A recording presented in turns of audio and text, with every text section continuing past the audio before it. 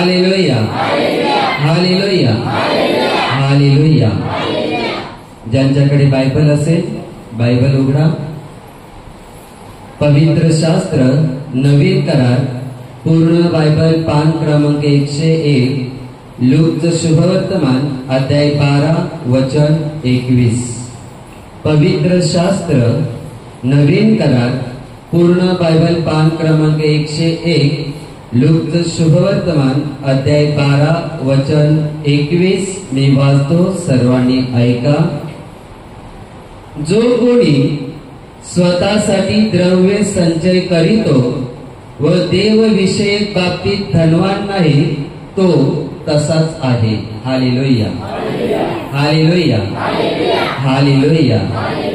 ख्रिस्ताठाई जमलेल्या प्रियानो, प्रभूच्या वचनामध्ये सांगितलेलं आहे, जो कोणी स्वतःसाठी द्रव्य संचय करीतो व देवविषयक बाबतीत धनवान नाही तो तसाच आहे. आणि आज आपण वचनातून शिकणार आहोत की तो कसा आहे म्हणून.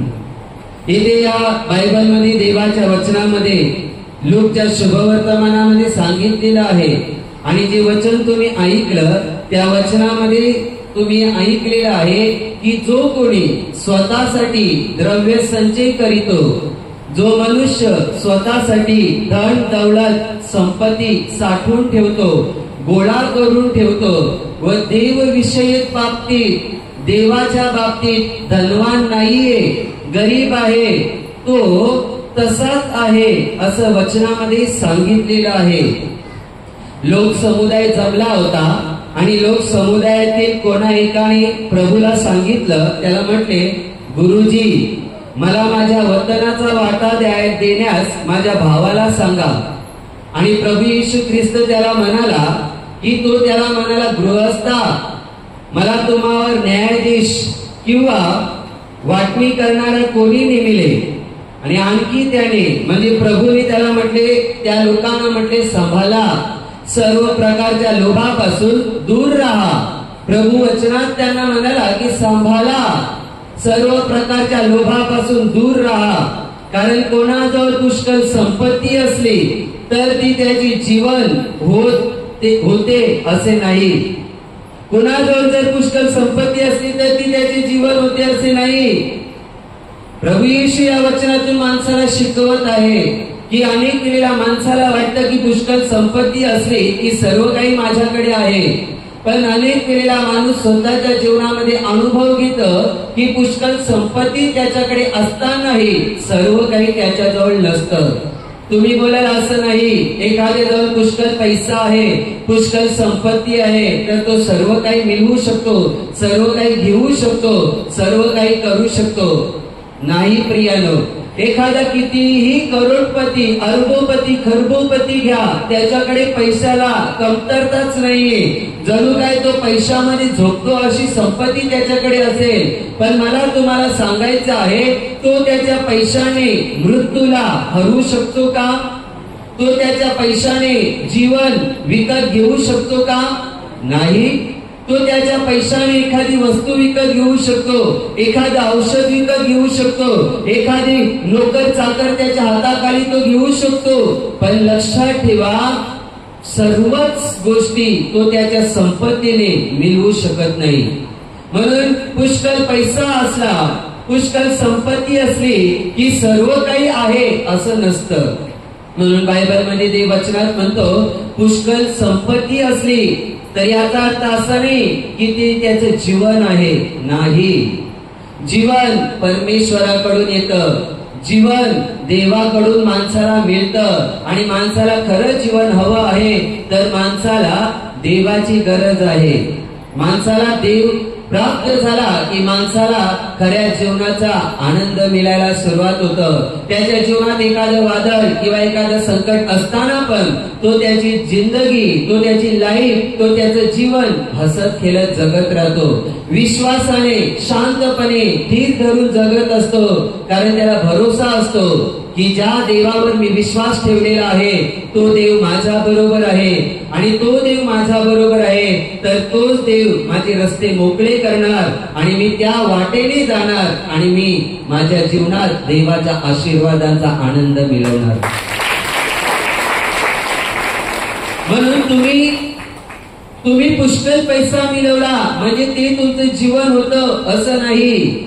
किंवा एखाद्या पैसेवाल्याला तुम्ही बघता आणि तुम्ही बोलत असाल काय मस्त आहे ना याचं, किती भारी लाईफ आहे याची, किती पैसेवाला आहे, त्याला जे पाहिजे तो घेऊ शकतो विकत, त्याला जी गाडी पाहिजे ती गाडी घेऊ शकतो, जो फ्लॅट पाहिजे तो फ्लॅट तो विकत घेऊ शकतो. खरं आहे, तो त्याच्या पैशाने ह्या नाशवंत गोष्टी विकत घेऊ शकतो, पण तो त्याच्या पैशाने सार्वकालिक गोष्टी, सार्वकालिक जीवन, पाप क्षमा, उद्धार, देवाचे आशीर्वाद पैशाने विकत घेऊ शकत नाही. म्हणून अनेक वेळेला आपण पाहतो की पैसा असताना पण लोकांना देवाची गरज लागते आणि लोक देवाचा धावा करतात. जेव्हा तुम्ही खऱ्या आणि जिवंत परमेश्वराचा धावा करता तोच धावा तुम्हाला उपयोगी ठरतो जो तुम्ही परमेश्वराचा केलेला आहे. म्हणून जर तुमच्याकडे आज पुष्कळ पैसा नाहीये, पुष्कळ संपत्ती नाहीये, पण तुमच्या नातेवाईकांकडे भरपूर पैसे आहेत, तुमचा शेजारी पुष्कळ श्रीमंत आहे, त्यांच्याकडे बघून स्वतःच्या जीवनाचा तिरस्कार करू नका किंवा स्वतःच्या जीवनाला कोसत बसू नका की काय आपलं हे जीवन, काय आपली लाईफ, कसं आपण जीवन जगतो, किती दरिद्रता आहे, किती गरिबी आहे, असं स्वतःच्या जीवनाला कोसत बसू नका. मला तुम्हाला सांगायचं आहे, संपत्ती, धन, दौलत यापेक्षा सर्वात मोठं धन काय आहे माहितीये? स्वयं परमेश्वर. जर देव तुमच्या हृदयामध्ये आहे, देव तुमच्या घरामध्ये आहे, देव तुमच्या जीवनामध्ये आहे तर तुम्ही श्रीमंत आहात. जे जगातले श्रीमंत दिसतात डोळ्याने आणि त्यांनी जर देवाच्या बाबतीत गरीब आहेत तर त्यांच्यापेक्षा श्रीमंत तो माणूस आहे ज्याच्या हृदयामध्ये जिवंत परमेश्वर आहे. जो जिवंत देवाला मानतो, जो जिवंत देवाच्या आज्ञांचं पालन करतो, जो जिवंत देवाच्या शब्दानुसार जीवन जगतो तो खरा श्रीमंत आहे. कारण जेव्हा जेव्हा त्याला वेळ येते, वेळ पडते, गरज लागते तेव्हा तेव्हा तो त्याच्या स्वर्गीय भंडारातून देवाकडून ते आशीर्वाद घेत राहतो. म्हणून आज तुम्हाला तुमच्या बँक बॅलन्स साठलेलं दिसत नाहीये किंवा तुम्ही पुष्कळ संपत्ती साठवून ठेवलेली नाहीये, याचं वाईट वाटून घेऊ नका. तर आता आनंद करा, तुम्ही परमेश्वराला तुमच्या हृदयात घेतलेला आहे, त्याच्यावर विश्वास ठेवलेला आहे, त्याच्यावर विश्वास ठेवून त्याच्या शब्दाप्रमाणे जीवन जगता. तर विश्वास ठेवा, वेळ प्रसंगी पैसा कामी जिथे येत नाही तिथे तुम्ही ज्या देवावर विश्वास ठेवलाय तो प्रभू येशू उपयोगी येतो.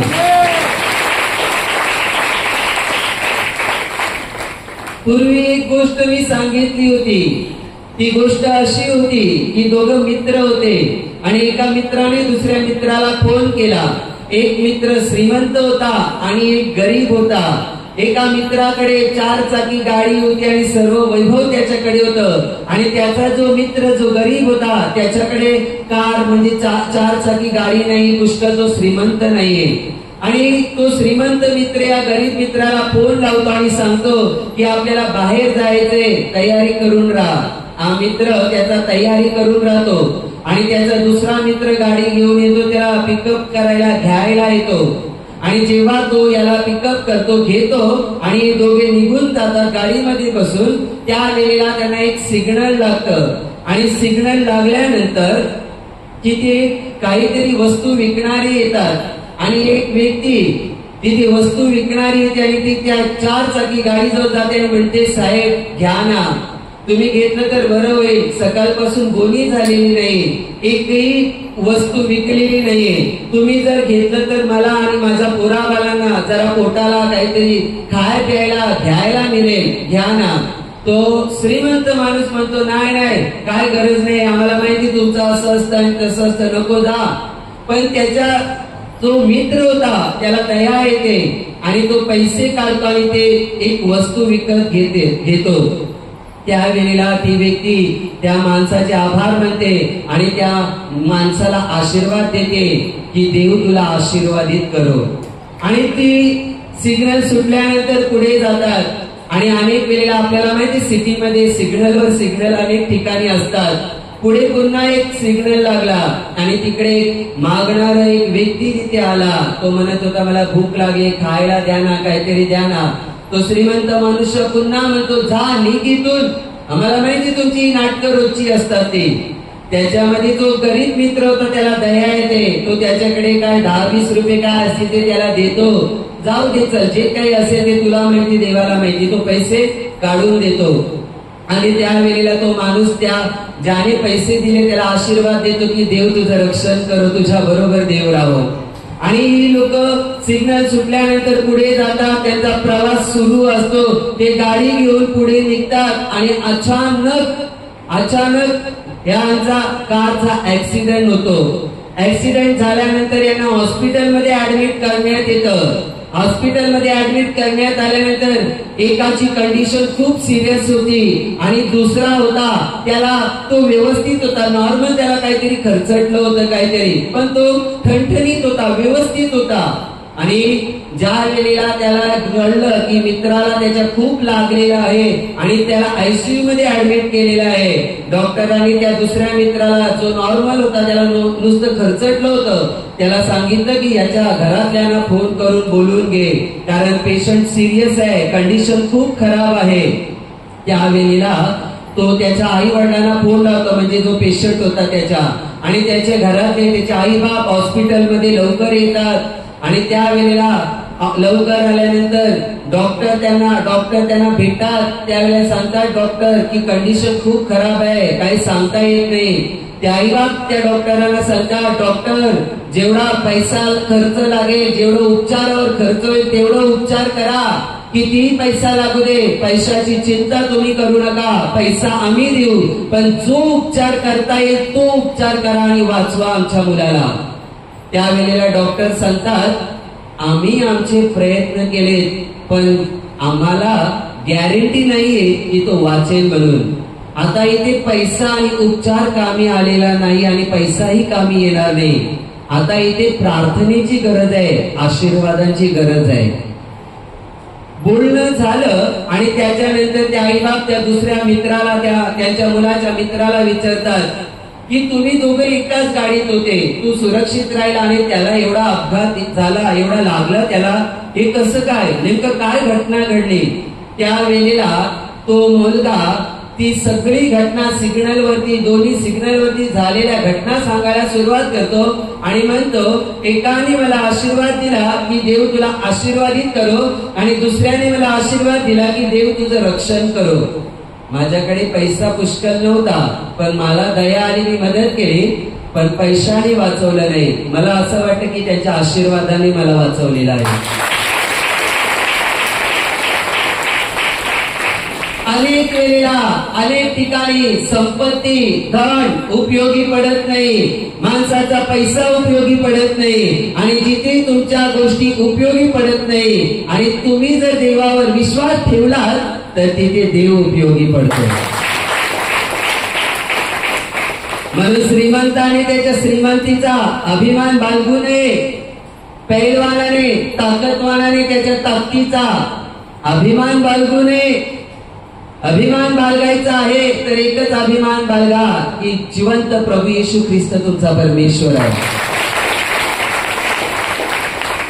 बायबल मध्ये देवाचं वचन म्हणतं की जो कोणी स्वतःसाठी द्रव्य संचय करीतो व देवविषयक बाबतीत धनवान नाही तो असाच आहे.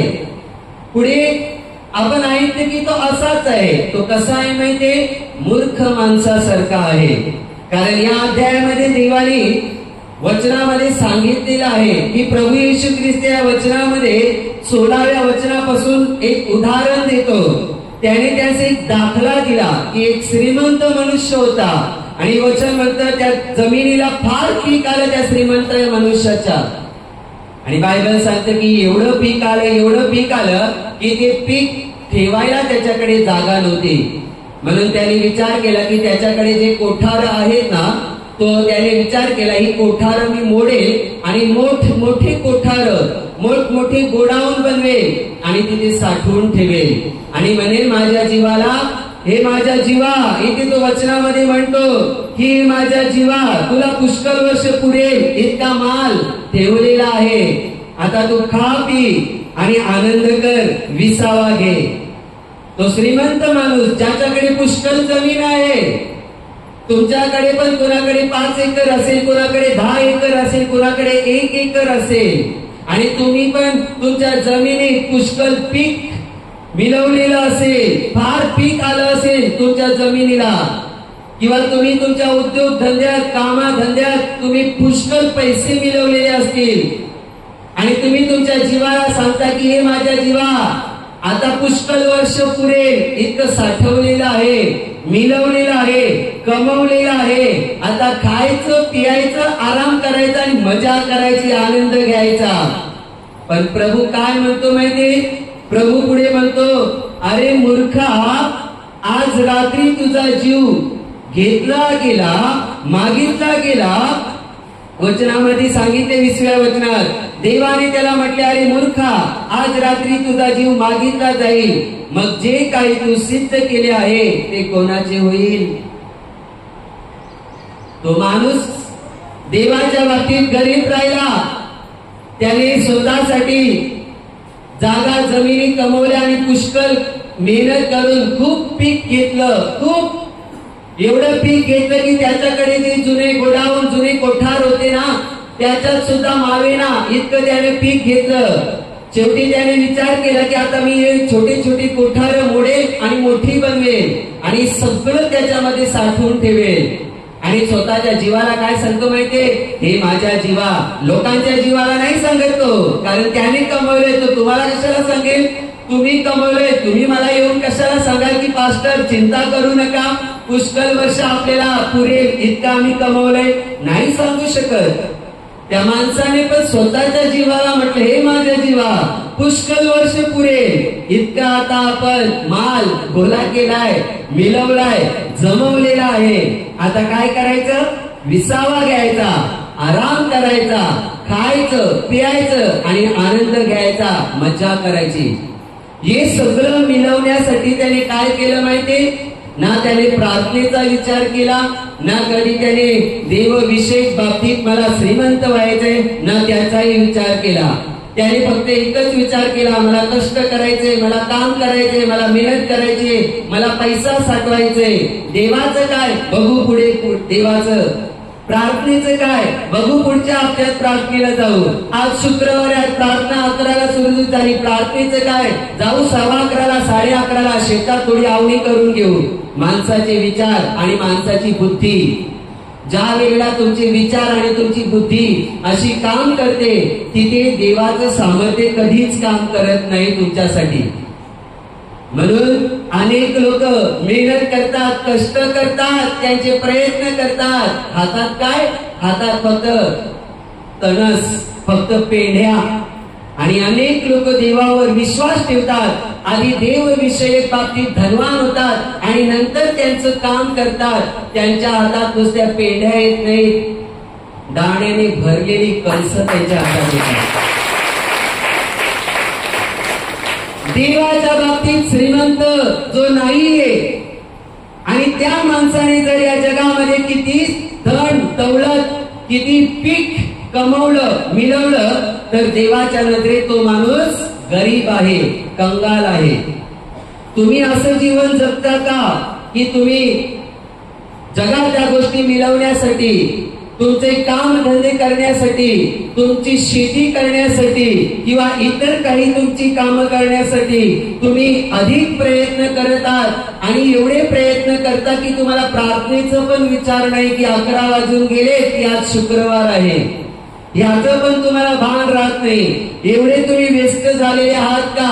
किंवा तुम्हाला एवढे तुम्ही बिझी आहात का की आज प्रार्थनेचा दिवस आहे, हे पण तुमच्या लक्षात नाही. याचा अर्थ तुम्ही गरीब आहात. तुम्ही 4 मजल्याची बिल्डिंग बांधली, तुमच्या शेतामध्ये खूप पीक आलंय, लोक बघून वाहवा करतात, वाह काय भारी बागायत केली, कशी केली रे, किती छान पीक आलं, खूप तुला धान्य लागले. लोक तुमची वाहवा करतील, पण देव तुमची वाहवा करणार नाही. लोक तुम्हाला श्रीमंत समजतील, पण देव तुम्हाला श्रीमंत समजणार नाही. कारण तुम्ही अजून पण गरीब आहात. कारण जो देवाच्या बाबतीत, देवाच्या विषयांमध्ये कंगाल आहे, मागे आहे, तो गरीब आहे देवाच्या नजरेत. देवाच्या नजरेत गरीब आहे. आज लोक आवडीनुसार देव करतात. आवड आहे आणि त्यांच्या मर्जीनुसार देव करतात. कोणी त्यांच्या आवडीनुसार करतात, कोणी मर्जीनुसार करतात, कोणी सवडीनुसार करतात. कितीतरी लोक प्रार्थना किंवा कितीतरी लोक देव कधी करतात माहितीये? वेळ भेटला तर. तुमची हीच अवस्था आहे का? आज अनेक लोकांची हीच अवस्था आहे. आताच्या रविवारच्या प्रार्थनेमध्ये हॉल मध्ये लोढ्याने लोक प्रार्थनेला होती शेवटपर्यंत, आणि आज प्रार्थनेला लोकांची कमतरता, म्हणजे लगेच फरक पडला, कमी दिसायला लागले. लोकांना सवड मिळेल तेव्हा आम्ही देव करू अशी अवस्था असते. पण ज्यांना सवड असो की नसो, पण ती लोक जेव्हा पहिलं देव देव करतात, ती लोक देवाच्या नजरेत श्रीमंत आहेत. आणि त्या लोकांसाठी देव पण पहिला धावून येतो मदत करायला. तुम्ही किती संपत्ती मिळवली आहे, किती पीक तुम्ही मिळवलेलं आहे, किती पीक आलेलं आहे, याच्यापेक्षा तुम्ही देवामध्ये किती पुढे चाललेले आहात, किती देवाच्या गोष्टींनी भरत आहात, किती सामर्थ्यामध्ये भरत आहात, किती आत्मिक रीतीने तुम्ही वाढत आहात, किती मनापासून तुम्ही देवाची सेवा करता, किती त्याग करता, किती वचन वाचता, किती तास प्रार्थना करता, हे महत्वाचं आहे. जर तुम्ही तुमच्या जीवनामध्ये देवाला न चुकता वेळ देता, तुमच्या घरीही न चुकता तुम्ही प्रार्थना करता, बायबल वाचता, आणि आठवड्याच्या प्रार्थनेला न चुकता तुम्ही देवाच्या मंदिरी येता, प्रार्थना करता, सेवा करता, प्रार्थना सुरू व्हायच्या आधीच तुम्ही हजर होता, तर विश्वास ठेवा, तुम्ही जर देवाच्या वचनात पुढे पुढे म्हणजे वचनामध्ये चाललेले आहात, तर तुम्ही देवाच्या नजरेत श्रीमंत होत चाललेले आहात. देवाच्या नजरेत तुम्ही श्रीमंत आहात. तुम्हाला देवाच्या नजरेत श्रीमंत बनायचे की गरीब बनायचे, हा निर्णय तुमचा आहे. तुम्हाला लोकांच्या नजरेमध्ये श्रीमंत बनायचे की गरीब, हा निर्णय तुमचा आहे. पण प्रत्येक वेळेला लोक तुमच्यासाठी टाइमावर उपयोगी पडतात असं नाही. येत असतील क्वचित, कधीतरी त्यांना टाइम असेल, त्यांच्याकडे असेल तेव्हा. पण देव प्रत्येक वेळेला माणसाला उपयोगी पडत असतो. मग जो परमेश्वर प्रत्येक वेळेला माणसाला उपयोगी पडत असतो, त्याच्या नजरेत वाढायचं की घटायचं हा तुमचा निर्णय आहे. आणि बायबलनुसार तुम्हाला निर्णय घ्यायचा असेल तर मी तुम्हाला सांगेन वचनानुसार की तुम्हाला देवाच्या नजरेत श्रीमंत बनायचं आहे. असं नाही की आज प्रवचन ऐकलं, आजचा शुक्रवार तुम्ही कडक झालात, असंच करील मी देवाच्या बाबतीत, आता काही झालं तरी मी त्याग करील आणि पुढाकार घेईल. दुसरा शुक्रवार आला तेव्हा तुम्ही ठामपणे दिसलात, तिसऱ्या शुक्रवारी गाडी खळायला लागली, हालायला लागली, रस्त्यावरून साईडला जायला लागली. अशी तुमची अवस्था असेल तर तुम्हाला अजून पण तुमच्या जीवनात, आत्मिक जीवनात काम करायची गरज आहे. काम म्हणजे काय? तुमच्या आत्मिक जीवनावर तुम्हाला काम करायचं आहे की तुमचं शरीर तुमच्या कंट्रोलमध्ये तुम्हाला ठेवता आलं पाहिजे. तुमची वासना, तुमच्या इच्छा तुमच्या कंट्रोलमध्ये तुम्हाला ठेवता आल्या पाहिजे. आणि पहिलं देवाची इच्छा आणि आत्म्याच्या म्हणजे पवित्र आत्म्याच्या योजनेनुसार तुम्हाला चालता आलं पाहिजे. देवाची इच्छा आणि पवित्र आत्म्याची योजना चांगली आहे. देवाचा आत्मा तुम्हाला हे नाही सांगणार की जाऊ दे प्रार्थनेला अर्धा तास 1 तास लेट जा, आधी तुझं काम कर, कधीच नाही सांगणार. एकतर तुमचं मन तुम्हाला सांगेल, एकतर शैतान तुम्हाला गुरफटवून ठेवेल. देवाचा विषय तिथे घेऊच नका तुमच्या मनात. ज्याला गरीब बनायचे तो असा हलगर्जीपणा करतो, जो गरीब आहे तो त्याच्या जीवनामध्ये, गरीब म्हणजे देवाच्या नजरेत बरं का, या जगामध्ये तुमच्याकडे किती पैसा आहे, किती सोनं आहे, किती एकर जागा आहे, किती फ्लॅट आहे, याच्यावरून देव तुम्हाला श्रीमंत किंवा गरीब असं ठरवत नाही. देवाच्या नजरेत श्रीमंती आणि गरिबी काय आहे माहिती?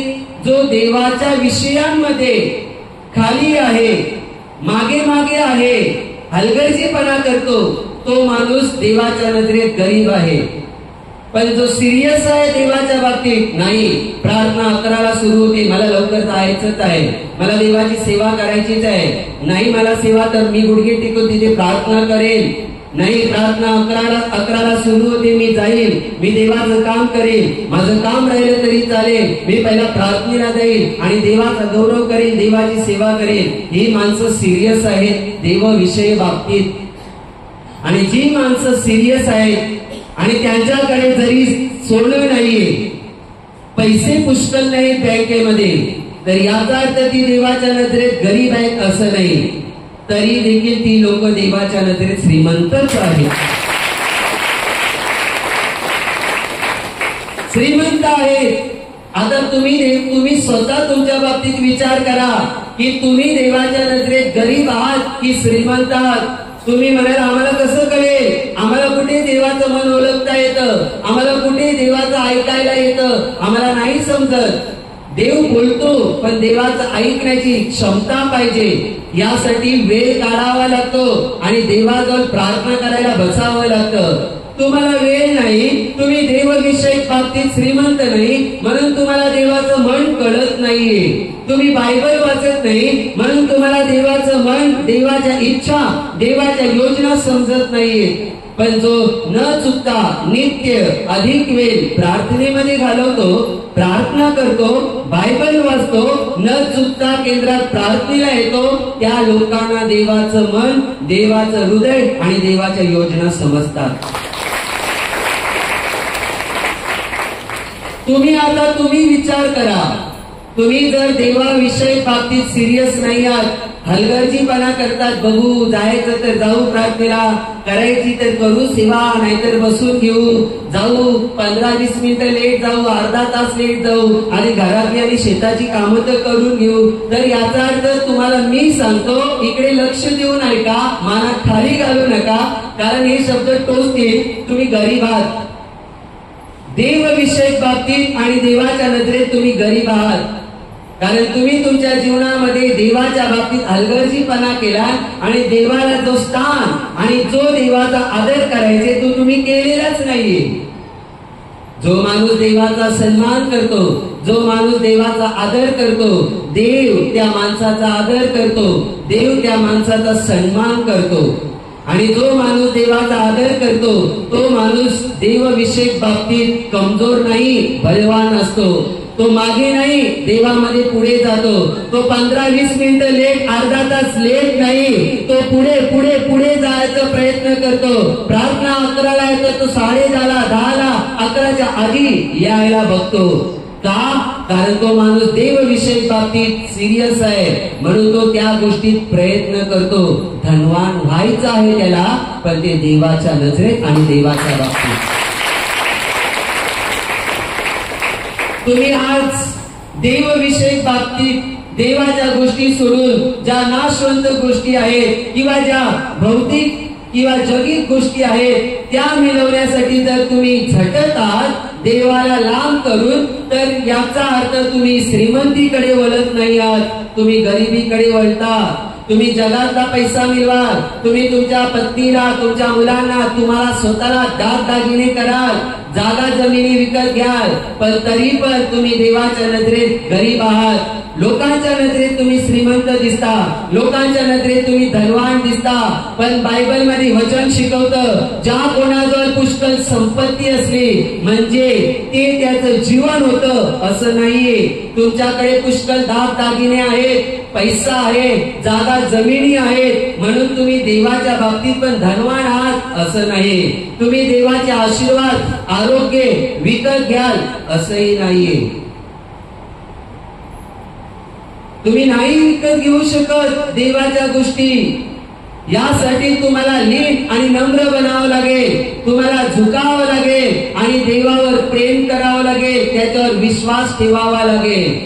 दिवसेंदिवस तुम्हाला देवाच्या बाबतीत म्हणजे देवामध्ये मजबूत बनावं लागेल, की ज्या देवाने मला बरं केलेलं आहे, ज्या देवाने मला रोगातून मरणातून वाचवलेलं आहे, दुःखातून सोडवलेलं आहे, ज्याने मला आशीर्वादित केलेलं आहे, आता मला त्याच्यामध्ये त्याच्या गौरवासाठी जीवन जगायचं आहे. म्हणून तो माणूस प्रयत्न करतो, जो देवविषयक बाबतीत धनवान होऊ इच्छितो, तो प्रयत्न करतो की मला सेवा कशी मिळेल. पण आज सेवा करणारे पण गरीब बनत चाललेत, की जाऊ दे प्रार्थनेला लेट गेलो तरी काय नाही, जाऊ दे आज प्रार्थनेला नाहीच गेलो तरी काय नाही, जाऊ दे प्रार्थना नाही केली तरी काय होत नाही, बायबल वाचलं नाही एक दिवस तरी काही होत नाही. अशी आज अनेक लोकांची अवस्था आहे. तुम्ही धनवान होण्याच्या मार्गात नाही आहात, तुम्ही गरीब होण्याच्या मार्गामध्ये लागलेले आहात. भले तुम्ही या जगामध्ये पुष्कळ धन संपत्ती मिळवत आहात, पण जर देव तुमच्यापासून लांब असेल, देवविषयक बाबतीत तुम्ही जर गरीब असाल, तर तुमची संपत्ती तुम्हाला कधी उपयोगी पडणार नाही. Hallelujah, hallelujah. म्हणून ख्रिस्तातही जमलेल्या प्रियानो, विश्वास देवावर, देवाच्या शब्दांवर ठेवा. आज तुम्ही प्रार्थना सोडून, आज तुम्ही देवाची सेवा सोडून, देवाचं काम सोडून, प्रार्थना सोडून जर तुम्ही या जगातल्या गोष्टी मिळवण्याच्या नादी लागलेले आहात, तर तुम्ही गरीब आहात. याचा अर्थ असा नाही की तुम्ही कष्ट करायचे नाही, काम करायचं नाही, याचा अर्थ असा नाही. याचा अर्थ काय आहे माहितीये, तुम्हाला आधी देवाच्या बाबतीत श्रीमंत व्हायचे. जितकं तुम्ही या जगामध्ये वैभव, संपत्ती, धन मिळवताना त्याच्यापेक्षा जास्त वैभव, संपत्ती, धन देवाचं तुमच्याकडे पाहिजे. म्हणजेच माझ्याकडे जगातले हजारो रुपये आहेत, तर माझ्याकडे देवाचे आशीर्वाद आणि देवाच्या गोष्टी लाखोने असल्या पाहिजेत. तर हा हजारोने माझ्याकडे असलेलं वैभव, संपत्ती मला उपयोगी पडते. कारण मी आधी देवाच्या बाबतीत धनवान आहे, श्रीमंत आहे. तुम्ही मेहनत करा, कष्ट करा, पण आधी देवाच्या बाबतीत पण धनवान व्हा. देवाच्या बाबतीत धनवान होण्यासाठी मेहनत करा, त्याग करा, पुढाकार घ्या. तेव्हाच तुमच्या या सगळ्या मेहनतीला प्रतिफल परमेश्वर देतो. नाहीतर तुम्ही म्हणता जाऊ दे आज प्रार्थनेला नको, जाऊ दे आज लेट प्रार्थनेला जाऊ, जाऊ दे बघू पुढच्या उपवास प्रार्थनेला जाऊ, युवा सभेला जाऊ, तोपर्यंत आपलं काम करू, तोपर्यंत पैसे कमवू, तोपर्यंत दुसऱ्या गावाला जाऊन संपत्ती कमवू आणि मग देवाचं करू. जसे एका माणसाला पाचारण आहे देवाच्या सेवेबद्दल आणि देव सांगतो चल माझी सेवा कर. त्या माणसाचं दुकान आहे, धंदा आहे, तो माणूस सांगतो थांब देवा, माझा मुलगा अजून मोठा झाला ना, अजून 4-5 वर्ष थांब, माझा मुलगा मोठा झाला की मी माझी जिम्मेदारी त्याच्यावर सोपवेन, मग मी मोकळाच आहे, मला काडी मोडून काम नाही, मी मोकळाच आहे तुझी सेवा करायला. तोपर्यंत दादाचे हातपाय गळून जातात, रक्त आटत जातं, शरीरातली आयुष्याची जवानी कमी कमी होत जाते आणि म्हातारपणाला हा तेरडा लागायला सुरुवात होते. जेव्हा तुम्ही तुमच्या अंगातली ताकद काम करत नाही, अशक्त होते, जेव्हा तुम्ही तुमच्या घरच्यांना उपयोगी पडत नाही, तेव्हा देवाच्या कामात काय उपयोगी पडणार आहात. म्हणून अंगात ताकद आहे, रक्त वाहत आहे, सळसळत आहे, दिवस आहे, जवानी आहे, तर या ताकदीचा आणि शक्तीचा तेव्हाच वापर करा जेव्हा वेळ आहे. वेळ निघून गेल्यानंतर, 50 ओलांडल्यानंतर, 60-70 वर आल्यानंतर तुम्ही म्हणाल मला देव देव करायचे. कशाला देव देव? तू लोकांना देव देशील का तुलाच लोकांना द्यायला लागेल? वेळ आहे तोवर, वेळ निघून गेली की विषय संपला. वेळ निघून गेली की विषय संपला. बायबल मध्ये देव म्हणतो पुष्कळ संपत्ती तुम्ही कमवलीस, पुष्कळ पीक तुम्ही घेतलंस, पण आज रात्री जर तुझा जीव मागितला गेला, घेतला गेला, तर हे कोणाचं होईल? कोणाला दिलं जाईल? कोणाला मिळेल? सगळं इथेच राहील, त्याचा लाभ तुम्हाला घेता येणार नाही, त्याचा फायदा तुम्हाला घेता येणार नाही, सगळं या भूतलावरती राहील. म्हणून तुम्हाला श्रीमंत व्हायचे, तुम्हाला द्रव्य संचय करायचे करा, पण आधी देवाच्या बाबतीत श्रीमंत व्हा, देवाच्या बाबतीत सिरियस व्हा, मनावर घ्या आणि मनापासून देवामध्ये स्वतःला श्रीमंत बनवा. दोन व्यक्ती आहेत आणि एक पैशाने श्रीमंत आहे आणि एक देवाच्या बाबतीत श्रीमंत आहे. एक तो जो पैशाने श्रीमंत आहे तो जास्तीत जास्त वेळ बिझनेस करतो, काम करतो, कंपनीत जातो, शेतामध्ये जातो, आयडिया काय काय काय काय काढतो आणि पैसा खेचत राहतो, मिळवत राहतो, साठवत राहतो. आणि दुसरा आहे तो काम करतो, मेहनत करतो, त्याला लागेल तेवढं तो कमवतो, त्याला गरज आहे तेवढं, पण आधी तो देवाचं करतो, आधी तो प्रार्थनेला येतो, आधी तो वेळेच्या आधी प्रार्थनेला येतो, देवाची आधी सेवा करतो, रोज न चुकता देवाचं वेळ देवाला देतो, प्रार्थना करतो, बायबल वाचतो आणि एवढं केल्याच्या नंतर तो स्वतःसाठी मेहनत करतो आणि तेव्हा जी तो मेहनत करतो त्या मेहनतीमध्ये हातभार देव त्याला लावतो आणि त्या मेहनतीचं फळ देवाच्या कृपेने त्या माणसाला उपभोगायला मिळतं. नाही तर आज तुमच्यामध्ये पण किती लोक आहेत रात्रीचा दिवस आणि दिवसाची रात्र करतात. तुमच्यामध्ये पण अशी लोक आहेत. आज कितीतरी लोक स्वतःचे कामधंदे आवरत बसल्यामुळे प्रार्थनेला लेट आलेले असतील. तुम्ही गरिबीकडे चाललेले आहात. याचा अर्थ तुम्ही जे आज काम केले ना ते देवाला सोडून केलंय आणि जे काम देवाला सोडून करता त्याच्यावर देवाचा आशीर्वाद कधीच नसतो. एवढे वर्ष प्रवचन करतो, माझे शब्द बदललेले नाहीये, कधीच नसतो आशीर्वाद. पण जी माणसं देवावर अवलंबून राहतात आणि देवाचं ते देवाला देतात आणि स्वतःच्या कामाचा वेळ स्वतः कामामध्ये घालवतात, देवाला धरून राहतात, त्यांच्या कामात परमेश्वराचा आशीर्वाद असतो. गणित सोपं आहे. तुम्ही एखाद्या कंपनीत त्या साहेबाचं काम केलं तर साहेब पगार देणार आहे. तुम्ही कंपनीत झोपा काढायचा पगार साहेब देणार आहे का तुम्हाला? आराम करायचे पैसे देणार आहे का तुम्हाला? नाही देणार. जेव्हा तो जे काम सांगतो, जे काम देतो ते काम तुम्ही करता तेव्हा त्याचा पगार तुम्हाला देतो तो. का? कारण त्याने सांगितलेली त्याची आज्ञा तुम्ही पालन केलेली आहे म्हणून तो बॉस तुमच्यावर खुश झाला. जेव्हा देव सांगतो ते तुम्ही करता, त्याची आज्ञा पालन करता, तेव्हा तो देव, तो बॉस खुश होतो आणि तो सुद्धा आशीर्वाद देतो. देवविषयक बाबतीत जो धनवान नाही ना तो तसाच आहे. कसा आहे समजलं? मूर्ख माणसासारखा. कारण त्या माणसाने, त्या श्रीमंत धनवानाने माणसाने पुष्कळ पीक मिळवलं, पुष्कळ पीक मिळवलं, कोठारं मोठी बनवली, साठवून ठेवलं आणि स्वतःच्या जीवाला म्हणतो, हे माझ्या जीवा आता विसावा घ्यायचा, खायचा प्यायचा आणि आनंद करायचं, आता टेन्शन घ्यायचं नाही. आजही किती लोकांना वाटतं की पुढच्या दिवसांसाठी आज मी मेहनत करेन, मी पुढच्या दिवसांसाठी आज शेतामध्ये हे काम करत आहे, मला काही महिन्यानंतर कापणी करायची आणि धान्य गोळा करायचे म्हणून आज मी काम करत आहे, म्हणून आज मी कंपनीत काम करत आहे, म्हणून आज मी धंदा करत आहे, बिझनेस करत आहे. आज पुष्कळ लोक पुढच्या दिवसांसाठी साठवून ठेवण्यासाठी प्रयत्न करत आहेत. पण कितीतरी लोकांबद्दल ऐकतो की लोक पुष्कळ कमवतात आणि जेव्हा त्यांना लाभ घ्यायची वेळ येते तेव्हा त्यांचा जीव निघून जातो. राहिले इतकेच, आयुष्यभर कमवलं, आयुष्यभर राबले, ना देव केला, ना प्रार्थना केली, ना देवाच्या बाबतीत श्रीमंत बनले, फक्त पैसा मिळवायचे. एवढी सर्व्हिस पूर्ण झाली की पुढे बसून खाईल.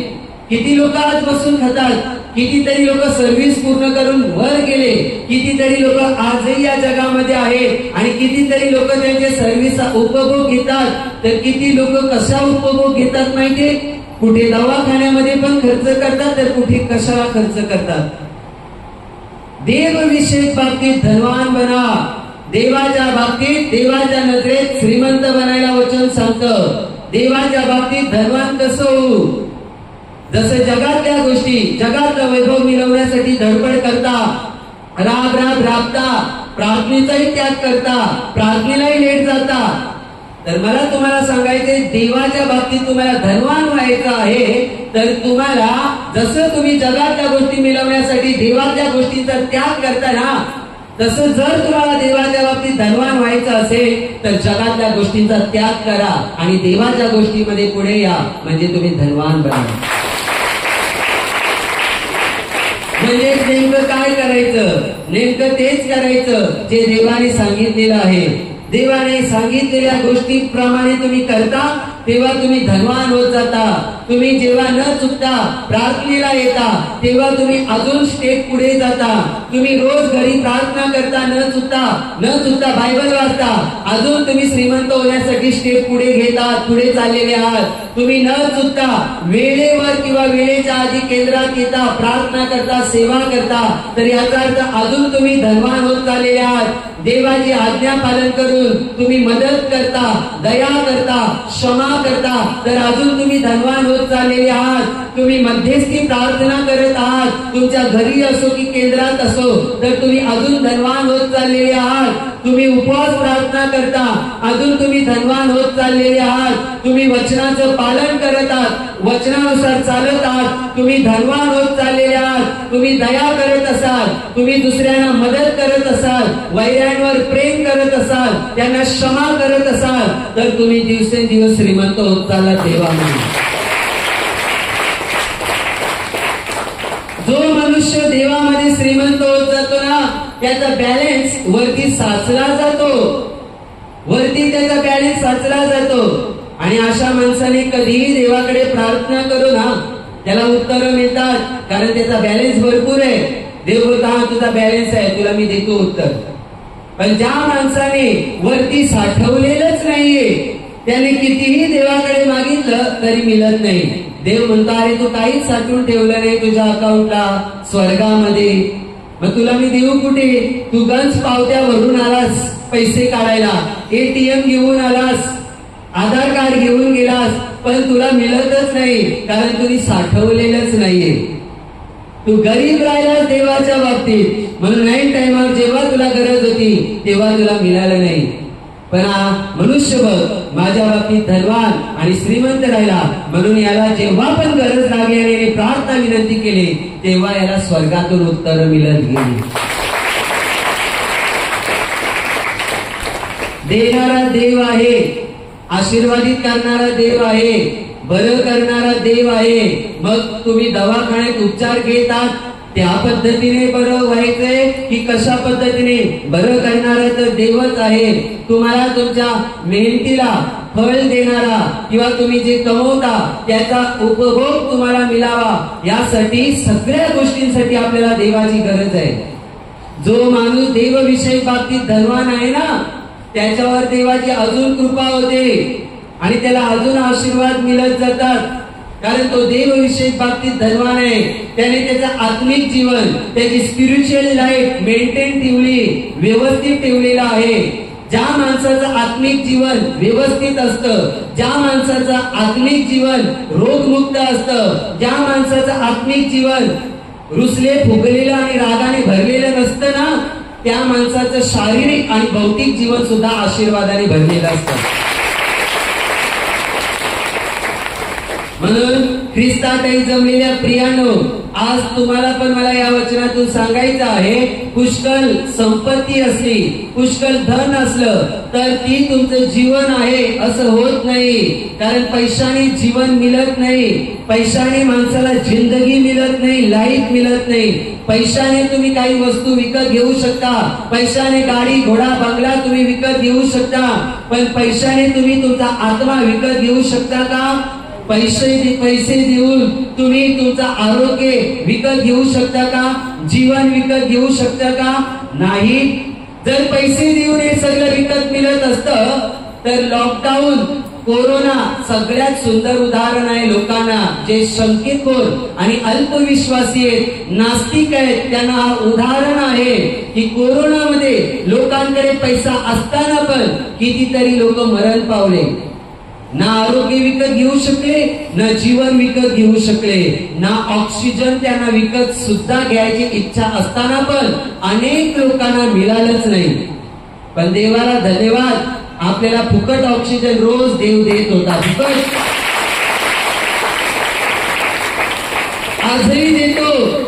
आजही देतो. आणि जोपर्यंत या पृथ्वीवर आपलं जीवन, आपल्या आयुष्याचे वर्ष देवाने ठरवलेत ना की इतके वर्ष हा माणूस जगेल, तितके वर्ष देवच आपल्याला ऑक्सिजन पुरवत राहील. देव चांगला आहे, देव दयाळू आहे, देव कृपा करणारा परमेश्वर आहे. तुमचाच डोका कुठे भटकायला लागलाय ते जरा तुम्ही तुमच्या विचारांना, तुमच्या डोक्याला जरा लाईनीवर लावा. तुमचं डोकं सांगतं एवढं काम उरकतं आणि नंतर प्रार्थनेला जातो.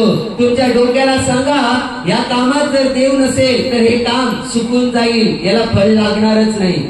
आणि डोक्याला सांगा जर असं ना तसं नुकसान होणार आहे ना, त्याच्यापेक्षा मी हे ठेवतो आणि आज जो देवाचा दिवस, देवाची वेळ ती देवाला देतो आणि देवाचा गौरव मी करतो.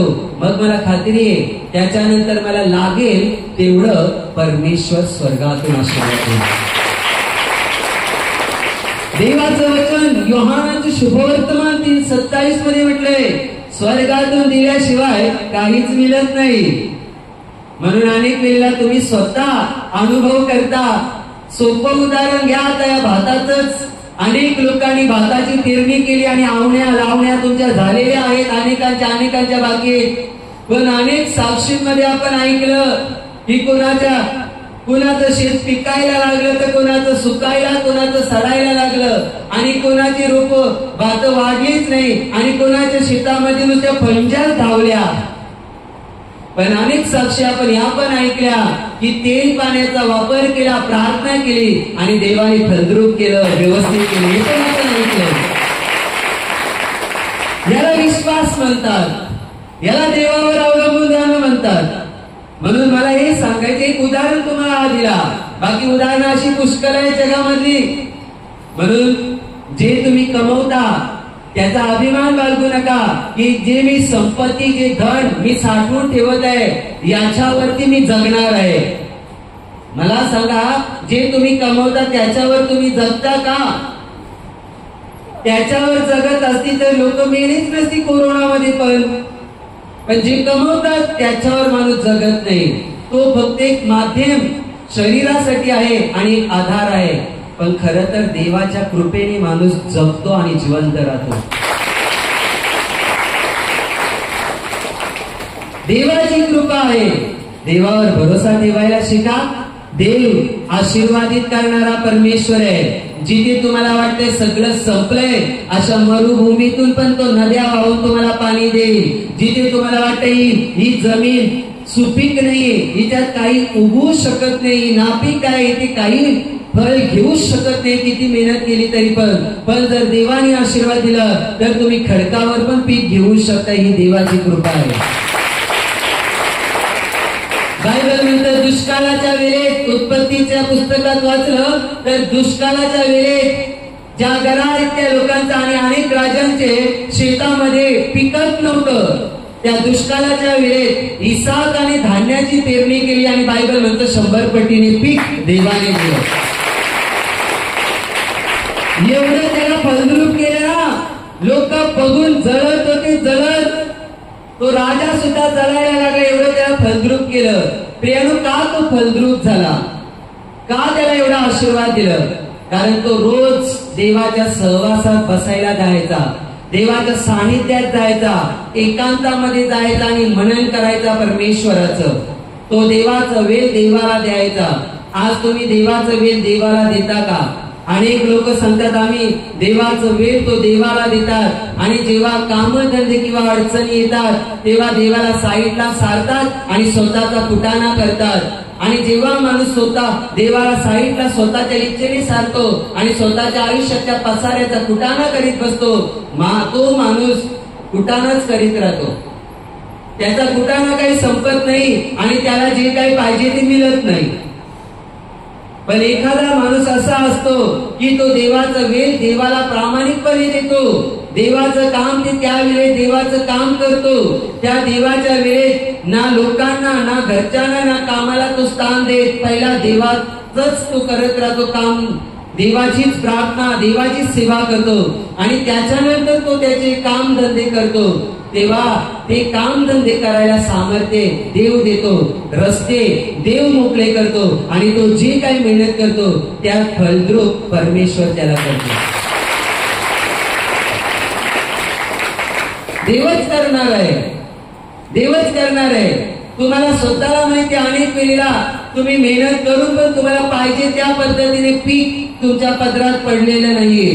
पण जेव्हा देवाचे आशीर्वाद आले तेव्हा तुम्ही आनंदी झालात, कारण देवाने तुम्हाला तुमच्या पिकांवर, तुमच्या जीवनात, तुमच्या कामधंद्यावर आशीर्वाद दिले आणि तुम्ही फलद्रूप झालात. हे देवाची कृपा आहे. जेव्हा देव देतो आशीर्वाद तेव्हा आपली मेहनत आशीर्वादित होते. म्हणून ख्रिस्ताकडे जमलेल्या प्रियानो, देवाच्या बाबतीत कंगाल, दरिद्री, गरीब राहू नका. तुमच्या गळ्यात सोन्याची चैन आहे की नाही हे महत्वाचं नाही. तुमच्या पत्नीच्या गळ्यात दागिने आहेत की नाही हे महत्वाचं नाही. तुमच्या सुनेच्या गळ्यात दागिने आहेत की नाही, तुमच्या पोराच्या गळ्यात दागिने आहेत की नाही हे महत्वाचं नाही. दागिने असताना तुम्ही सर्व काही मिळवलंय किंवा विपुल पैसा संपत्ती मिळवून तुम्हाला वाटतं मी सगळं मिळवलंय, नाही. सगळं मिळवलं असतं तर आज तुम्ही कष्ट केलेच नसते ना. परत सगळं तेव्हाच मिळवलं असतं तर आज मेहनत करायची गरज लागलीच नसती. पण आजही मनुष्य उठल्यापासून त्याच्या जीवनामध्ये राबतोय.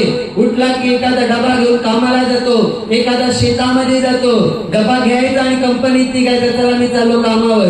अशी माणसाची अवस्था आहे. प्रत्येक माणसाला काही ना काही काम धंदे करावेच लागतात, कारण तेव्हा मेहनत करून तृप्त झाला नाही, पुरं झालं नाही, म्हणून माणसाला रोज काम धंदे करावे लागतात. तरी पण ज्या जागेवर जाऊन पोहोचायचे तिथे पोहोचलेले नाही आणि प्लस देवाच्या बाबतीत पण गरीब राहिलात. ना देवामध्ये वाढलात ना तुमच्या जीवनामध्ये वाढलात. पण देवामध्ये वाढा, देवामध्ये श्रीमंत व्हा. मग बघा तुम्ही ज्या क्षेत्रामध्ये प्रामाणिकपणे चाललात तिथे देव तुमच्या बरोबर राहील. त्या क्षेत्रामध्ये तो तुम्हाला सफल करेल. म्हणून आज स्वतःचं आत्मपरीक्षण करा. मी खरोखर देवाच्या बाबतीत देव विषयामध्ये श्रीमंत आहे की गरीब आहे? मी देवाचा वेळ देवाला देतो का? मी दर हप्त्याची प्रार्थना अटेंड करतो का? प्रार्थनेला येतो का? मी न चुकता रोज माझ्या घरी प्रार्थना करतो का? न चुकता रोज बायबल वाचतो का? मी देवाची आज्ञा पाळतो का? मी प्रार्थनेच्या दिवशी टाइमावर पोहोचतो का केंद्रात? निरीक्षण करा स्वतःच, पारखा. असं नका समजू. कधी कधी अनेक वेळेला काही लोक प्रवचन फक्त वर घेतात आणि नंतर पुन्हा आहे तशीच. मग त्यांना असं ते स्वतःला काय समजतात माहिती? कुत्र्याची शेपूट. कारण कुत्र्याची शेपूट वाकडी ती वाकडीच राहते. किती तुम्ही पायपात घुसवली आणि नंतर काही तासाने काढली, सरळ होते का? नाही होत, वाकडी ती वाकडी.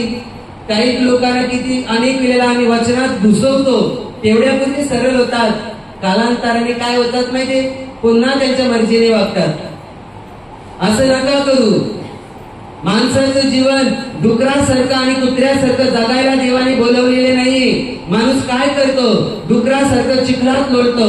म्हणजेच काय? माणूस डुकरासारखं स्वतःच्या धुंदीत, स्वतःच्या गुरमाईत, स्वतःच्या अभिलाषांमध्ये, स्वतःच्या वासनांमध्ये, स्वतः पापांमध्ये त्याच्यामध्येच लोळत राहतो आणि त्यांना वाटतं हेच माझं जीवन आहे. डुकराला त्या चिखलातच मजा येते, त्याला वाटतं हेच मला आनंदी आहे. तुम्ही डुक्कर नाही आहात. तुम्ही देवाची लोक आहात. तुम्ही माणसं आहात. तुम्ही देवपुत्र, देवकन्या आहात. देव तुमचा बाप आहे. तुम्ही शोभले पाहिजेत तुमच्या बापाला असं जीवन जगा, म्हणजे तुम्हाला बघून स्वर्गातल्या पित्याचा लोक गौरव करतील. म्हणून ख्रिस्तातही जमलेल्या प्रियानो, बायबलमध्ये देवाच्या वचनात तुम्ही ऐकलं की जो कोणी स्वतःसाठी द्रव्य संचय करीतो आणि देवविषयी बाबतीत धनवान नाही, तो तसाच आहे. कसा आहे? त्या मूर्ख मनुष्यासारखा आहे की त्याने फक्त काम धंदे केले, ना देवाची पूजा, ना प्रार्थना, ना वचन, ना सेवा, ना काहीच केलं. फक्त तो कमवायच्या मागे लागला आणि त्याला वाटलं आता मी एवढं कमवलंय म्हणजे मी सुखान राहील. पण देव म्हणतो, अरे मूर्ख आहेस तू, तुला माहिती नाही अजून गणित, सगळे सूत्र माझ्या हातात आहे. आजच जर तुझा जीव मी घेतला किंवा जीव मागितला तर काय करशील? स्वतःच्या जीवाला म्हणतो झालं, आवनी झाली, आता मी निवांत झालो. खरोखर आवनी झाली का? निवांत होता का? पुन्हा शेतामध्ये जातातच ना, खत मारता की निंदी करता. महिनाभर कामाला गेले का एक पगार आला की सगळं आयुष्याचं कमवलं का तुम्ही? नाही ना. पुन्हा दुसऱ्या दिवशी पगार झाला तरी पण कामाला जाताच ना. काय मिळवता? कशाने तुमचा जीव तृप्त झाला का? नाही ना. मग ज्या गोष्टीने तृप्त येते, आयुष्याला पूर्णत्व येते, ते म्हणजे देव, परमेश्वर. परमेश्वराच्या गोष्टीत धनवान व्हा, त्याच्या सामर्थ्याने भरा, पवित्र आत्म्याने भरा, वरदानाने भरा, त्याची कामं करा, प्रार्थना करा, वचनांचं पालन करा आणि देवाच्या नजरेत श्रीमंत बना. कारण जगात त्या गोष्टी कितीही मिळवल्या, जगातलं वैभव कितीही प्राप्त झालं तरी देखील हे नाशवंत आहे. हे काय आहे? नाशवंत. आणि तुम्ही त्याच्यावर अवलंबून राहून असं ओरिजिनल प्रेम करत असाल की देवा तुझ्या समोर आज सोनं नाणं काहीच नाही, तुझ्या समोर ही शेती हा काम धंदा काहीच नाही, जर ह्या गोष्टी मला तुझ्यापासून लांब नेतात त्या गोष्टी मी लांब करतो. पहिलं तुझं, पहिलं तू आणि त्याच्यानंतर जे काही वेळ आहे तेव्हा मी हे सगळं करेन. असे जर खरे तुम्ही असाल तर खरोखर तुम्ही असे सुरक्षित आणि आशीर्वादित राहाल. नाहीतर कधी कधी तुम्ही लोक घाबरता, नको नको मला ही स्कीम पाहिजे, मला हा काम पाहिजे, मला हा पैसा पाहिजे, मला हे पद पाहिजे, मला हे अधिकार पाहिजे, मग यासाठी मला देवाला सोडावं लागलं तरी चालेल, देवापासून लांब जावं लागलं तरी चालेल, प्रार्थना बुडाल्या तरी चालतील. असं करू नका. कुठला कागद, कुठला पेपर, कुठली पद, कुठल्या डिग्र्या, कुठले अधिकार तुम्हाला सार्वकालिक जीवन देऊ शकत नाही. सार्वकालिक जीवन देणारा स्वयं परमेश्वर आहे. जगातल्या कुठल्या वैभवासाठी, कुठल्या अधिकारासाठी, कुठल्या कामासाठी, कुठल्या जॉबसाठी, कुठल्या पदासाठी देवाला सोडू नका, देवापासून लांब जाऊ नका. कारण जगामध्ये जे काही आहे ते देवासमोर केर कचरा आहे, शिल्लक आहे, काहीच नाही देवाच्या नजरेत. एवढा वैभवशाली परमेश्वर आहे. म्हणून तुम्हाला खूप आशीर्वादाने भरायचे देवाला. म्हणून देवाजवळ या, देवाच्या बाबतीत धनवान व्हा. तुम्हाला काय हवंय ते देवाला ठाऊक आहे. तुम्ही जर त्याचं राज्य मिळवण्यासाठी झटलात तर हे सर्व तुम्हाला देवापासून आशीर्वाद दिले जातील. Hallelujah, hallelujah, hallelujah, hallelujah.